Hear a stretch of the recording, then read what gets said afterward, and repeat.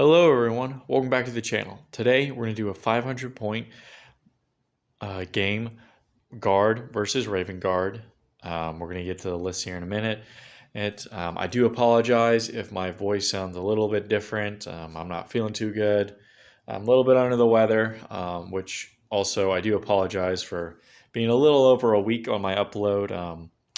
I had to take care of the missus. She wasn't feeling too hot. And then yesterday I wasn't feeling so hot myself.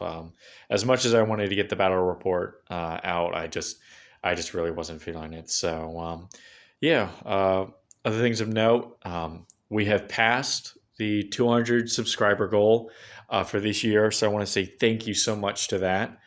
I'll do a little bit at the end, but for those of you who are unaware, I'm doing a Christmas giveaway. You have until the end of the year, which is December 31st, to be entered into it. I'm going to put a link in the description to the video to where you can enter yourself into it. But yeah, let's go ahead and get into the armies.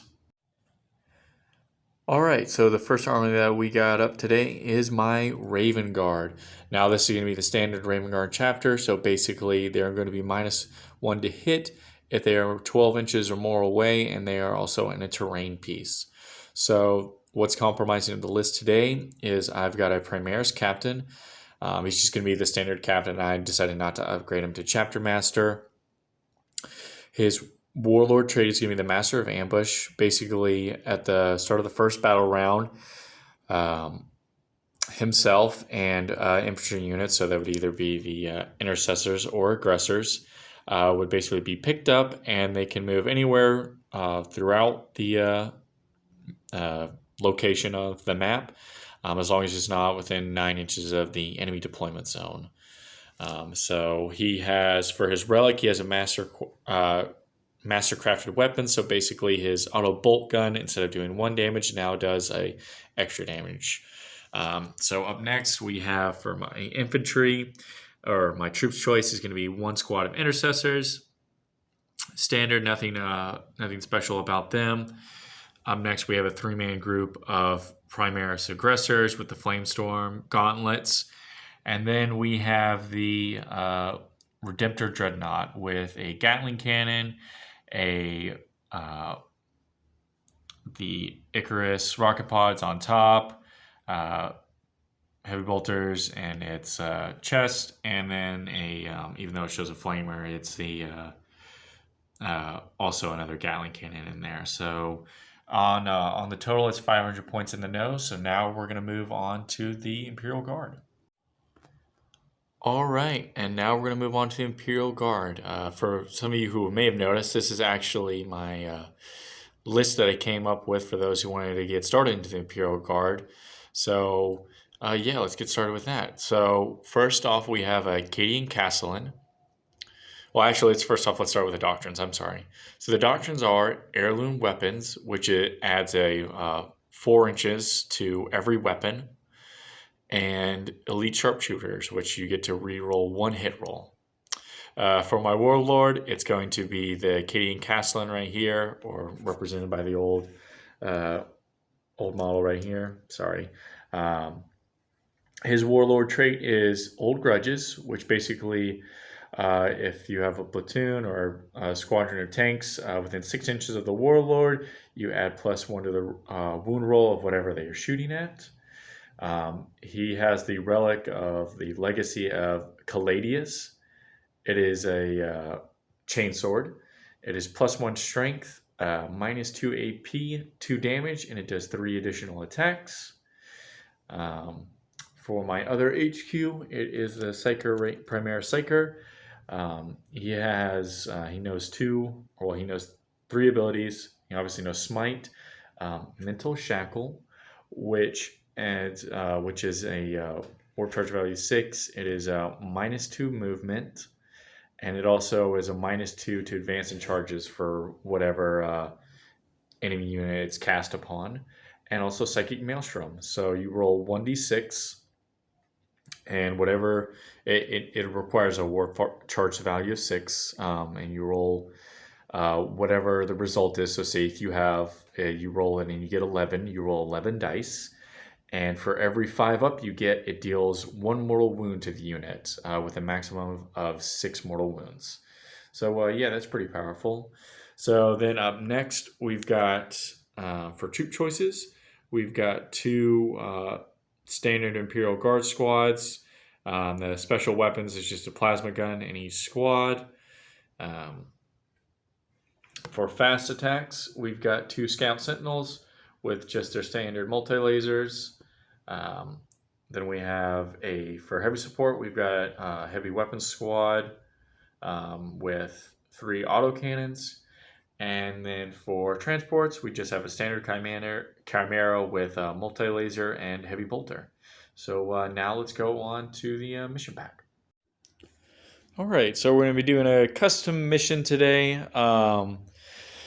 I decided, since I'm only going to be playing by myself, because I was kind of sick and I didn't want my brother to get sick. So the way it's going to work is basically you have a defender and attacker. The Raven Guard are going to be the defenders, while the Imperial Guard are going to be the attackers. Right here, you can kind of see this little Raven holding the Melta Bomb. That's going to be the center point. What the goal is for the Raven Guard is to basically hold the center. There's only one winning condition. It's basically have no Imperial Guard units in the center of the field, and if there are no Imperial Guards at the end of the game, then basically Raven Guard win, and if there are, then that means the Imperial Guard win. That's just it. There's no side objectives or anything like that. If the Warlords get slain, that's just an added bonus to either team. It's nothing too crazy. We're going to do the standard 5 rounds. Each team is going to start off with 6 command points. So yeah, let's go ahead and get the deployment set up. Oh, another thing before I forget, the way it's going to work is the attackers are going to have 3 inches. They can be deployed all on this side, or they can be deployed all on that side, where you can see where the white dice are. The blue dice represents the end of the map marker, so basically they can't go past this side of the terrain board. So for attackers, they can either deploy all on one side or all on the other side, or they can split up their forces. It all really depends. But the way the defenders are going to go is they're going to start off in this building right here, and they can't leave anywhere outside it until after the game starts. So let's go ahead and now go to deployment. All right, so here we are after the deployment. We'll start with the Raven Guard. We've got the Primaris Captain basically in the center. Got the Intercessors right up here. Got the Aggressors right over here. And we've got the Contemptor Dreadnought right over here. Basically holding up the center. On this side of the wall, we've got the Chimera that has the Heavy Weapon Squad team in it. And we've got the Primaris Psyker with it. And then over on this side, we've got the 2 Scout Sentinels. And then we have the 2 infantry squads, and then we have the commander right there. So I already went ahead and did the roll-off, so it's going to be Raven Guard first. So let's go ahead and start with Raven Guard, turn 1. All right, so it is turn 1 for the Raven Guard, and I just have to say it was just brutal. So a couple of things that happened. The Raven Guard captain used his ability to take his Primaris aggressors from turn 1 and basically picked them up off the board, moved up to where they were 9 inches away from the enemy and in their deployment zone, and basically repositioned them, because as you remember, they were over there. But picked them up. Couple of things happened for the shooting phase.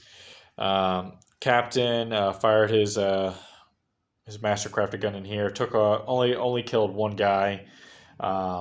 The aggressors, they used their flamestorm gauntlets into 1 squad and completely wiped them out in 1 round of shooting. These guys, they needed a 9 to get into the charge, and funny enough, they got exactly a 9. for both Sentinels. What two of the two standards went in and basically dealt 8 attacks into the one scout and pretty much killed it. And then the sergeant put his 5 attacks into the other sentinel, killing it. Neither one blew up.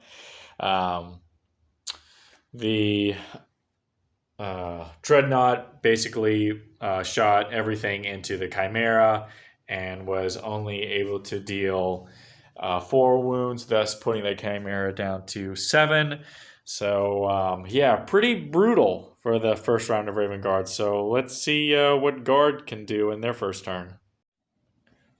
Alrighty then, so it was the Guard's turn. Nothing really all that exciting happened, but some things did happen. To go over with, we'll start with the Psychic phase. The Psyker was able to get off 2 of his powers. He put Mental Shackles and Psychic Maelstrom on the Redemptor. He got 3 mortal wounds given off by the Maelstrom, and since Mental Shackles is done, he is -2 to his movement and -2 to his advances and charges. The Chimera fired into him and didn't get any wounds off into him. Heavy weapons team got out of the Chimera, put all their shots into it, and were able to deal 2 wounds to him. So now the Redemptor is down to 8 wounds. These guys fired everything into the Primera squad and were able to kill 1 guy. So, and the Castellan gave them the take aim, so they were +1 strength, or +1 to hit, and +1 AP. So, yeah, now let's go ahead and move on to the Raven Guard, turn 2. All right, so it is turn 2 for the Raven Guard, and another devastating play brought out by them. Pretty much the aggressors moved back. They felt as if their captain could pretty much take on the whole group of guardsmen over there. And funny enough, he failed the charge once, so he had to spend a CP to get a reroll, but he did make it in. Killed all the guardsmen that were there in one fell swoop. Now he didn't, however, make it into the commander, but he was able to get a heroic intervention. And with his buffed up chain sword, he was able to get 4 wounds done to the captain. So he is now on 2 wounds left. So despite the fact being a little human, he was able to pretty much, kick some booty over there. As far as on the side over here, the Redemptor put everything into here and was able to get 3 more wounds off of the Chimera, so it's now down to 4. The Intercessors were able to then shoot into the heavy weapons team over here, killed 1 of them and brought 1 down to 1 wound. So now we're going to move on to the Guardsmen for their turn 2. All right, so now we've gone to the Guard for turn 2, and things got a little bit interesting. For the Psychic phase, Psyker cast, or the Primary Psyker casted Smite and Maelstrom. Was only able to deal 2 mortal wounds to it in total. But the Chimera shot everything into it, failed to wound it, and the heavy weapon squads fired into the Redemptor and was able to deal 2 damage to it, so it's now down to 4 wounds. In combat, the Soul Guardsman Castellan went first and pretty much did the same amount of attacks, and the commander saved all but 1, so he took him out in single combat. So that chainsword is actually no joke. So now we're going to move to turn 3 for the Raven Guard. All right, so it was turn 3 for the Raven Guard, and not too much happened. I will say, though, the big play here, this group of Intercessors were able to take out the Warlord for the Imperial Guard. I forgot to remove his model. I'm sorry. Basically, they were the ones that shot at him, and he took 2 wounds off. Then they spent a CP for basically Raven's Blade, where if that was the only unit they decided to charge, they could re-roll the charge, which it was just the commander, so they did. And then lay low the tyrants, where basically if the character had a wound characteristic of 4 or more, they could add 1 to the wound. And their doctrine already had a +1 to hit and wound, so they got to even wound even higher. So they basically dealt 9 attacks to him, 9 wounds to him. And funny enough, the commander actually saved 5 of them, but obviously he only had 3 wounds left, so he was not able to make it. The Redemptor, on its lower ballistic skill, was able to take 2 wounds off of the Chimera, so it's now on its final bracket. So now we're going to move on to the Guard for turn 3. Alright, so it was a pretty underwhelming move by the Guard. Even with Smite and Maelstrom, they were only able to do 3 wounds to the Redemptor, so it's down to its 1 wound left. Even with all the shots put in by everything here that's left, he's still standing. So I guess we're going to now move on to Raven Guard for turn 4. Alright, so turn 4 for the Raven Guard. Nothing too much happened. Aggressors moved forward to get closer to the objective. These guys advanced over. Pretty much spend a CP for Wisdom of the Ancient from the Redemptor, and I kept forgetting to add this, but pretty much every turn he had Wisdom of the Ancient, so that's why he had a little bit better of a ballistic skill per his game average. But put everything towards the Chimera and was only dealt 1 wound, so it's got 1 wound left, so a little bit of a chance left. So now we're going to move on to the Guard for turn 4. Alright, so turn for the Guard on round 4, I'm sorry. Pretty much as expected, they smited the crap out of the Redemptor. It did not blow up, so the rest of the shots were put into the aggressors, only able to deal 2 wounds from the multi-laser from the Chimera. So now we're going to move on to battle round 5 for the Raven Guard. Alright, turn 5 for the Raven Guard. I forgot to mention real quick, Psyker did cast Mental Shackles onto the aggressors, so they were not able to move very far, which surprisingly actually came in handy because only one of them was able to hit the Chimera. Wasn't able to deal any wounds to it, but yeah, I think that Psychic Power is actually pretty nice. Wish I used it more often. The intercessors fired into the heavy weapon squad and were able to kill off the other guy. So now we're going to move on to the final part for Guard for turn 5. Alright, so turn 5 for the Guard was pretty big. Psyker pretty much advanced up and casted Psychic Maelstrom, got an 11 with it, but surprisingly was only able to deal, got 2 5+s or 5-ups, and dealt only 2 mortal wounds to the aggressor, so only brought one down to 1 wound left, or killed the one off with 1 wound, and brought another one down to 2 wounds. The heavy weapons team then fired its shots into the aggressors, killing off the one with 2 wounds. Chimera advanced forward, got a 5 on its advance, and even though it's on its final bracket, it was able to move 8 plus 5. It was able to get up to 13, which was just enough to be in here. So yeah, Psyker also casted Smite on these guys, got a Super Smite, but only dealt 2 mortal wounds, thus killing 1 intercessor. So yeah, that is the end of the game with the surprisingly a victory for the Guard.